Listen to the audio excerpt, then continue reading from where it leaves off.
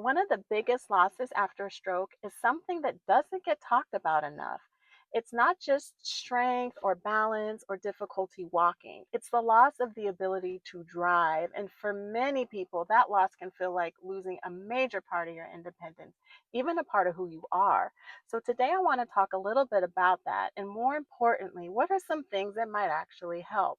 Driving isn't just about getting from point A to point B. It represents freedom, independence, being able to make your own decisions about where you go, when you go, and how you get there.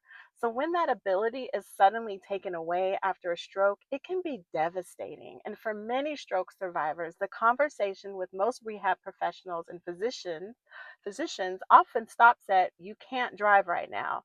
But what's rarely discussed is what that actually means in your real life and how that will play out in your day-to-day routine. Losing the ability to drive can bring up a lot of emotions. You may feel like you're suddenly dependent on others. You may feel frustrated, even angry. You may feel isolated because it's harder to get out, see people, or stay involved in your usual routines. And even for those who are fortunate enough to have family or friends available to assist with transportation, it can be hard having to continually ask for that help and rely on others. And for family members, there's often a shift as well. They may take on that responsibility of transportation, getting to appointments, running errands, managing schedules. And while they want to help, it can also create stress, time pressure, and long term emotional strain and fatigue.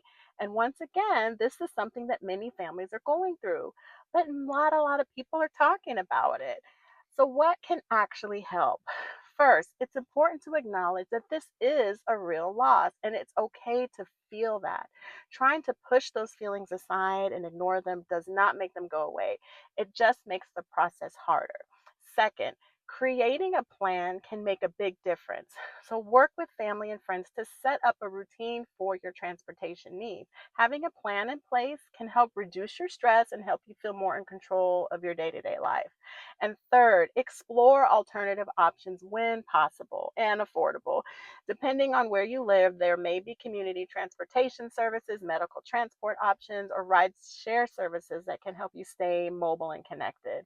And fourth, if appropriate, ask about the possibility of returning to driving. There are driving evaluations and driver rehabilitation programs that can assess your abilities and help guide you through that process safely. For some people, driving may become possible again with the right support, timing, and thorough evaluation and training if deemed necessary by your physician or medical team.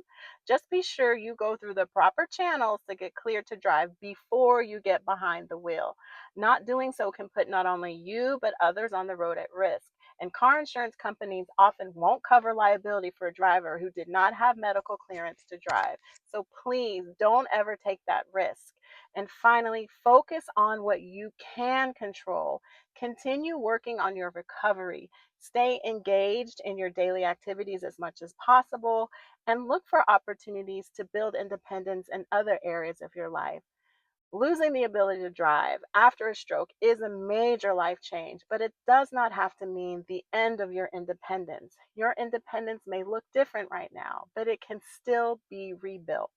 With the right support, the right strategies, and continued effort with time, you can find a way to stay active, connected, and in control of your life.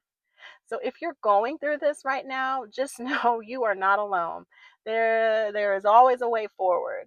If this is something you've experienced personally or are going through this right now, let us know in the comments where you are in your driving journey after your stroke or what things have helped you the most. Please feel free to contact me if you have any questions. And as always, I hope this was helpful. If you found this video helpful, don't forget to subscribe for more DIY videos to help you along the way in your stroke recovery. Struggling at home? Have a question? Leave me a comment. I'm here to help.